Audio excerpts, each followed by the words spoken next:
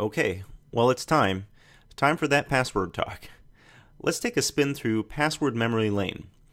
In 1978, passwords were simple common words. Many even used the word password. But a few years later we decided you can't use common words, so we changed it to something uncommon. Then we needed to add a digit, followed by mixed case, then a punctuation character. But now, machines are getting really fast and smart, so we need to change it every few months. Now, so fast that it needs to be 20 characters long, which is more of a passphrase than a password. And shortly, we'll have to move outside of anything that can be guessed by artificial intelligence.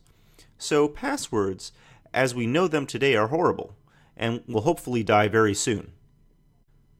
So currently, it is recommended that you change your passwords every 2 months, making it long with special characters.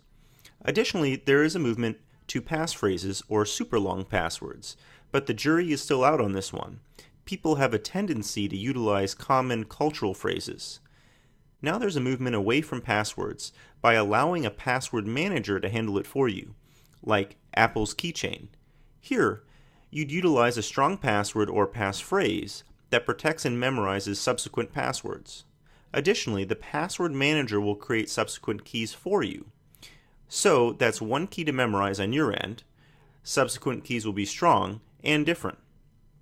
Currently, most experts recommend this technique. I especially like it because all keys will be unique, meaning that if one system is compromised, it doesn't propagate across other accounts. Most people don't have a unique password for each account, so if a user's password gets compromised at target.com, that password can't be utilized to log on to your eBay or Google account. So as I said, the password process is starting to break down.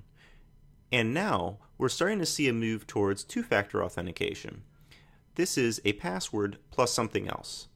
This is called multi-factor auth or authentication, which is something known, something possessed, or something specific to an individual.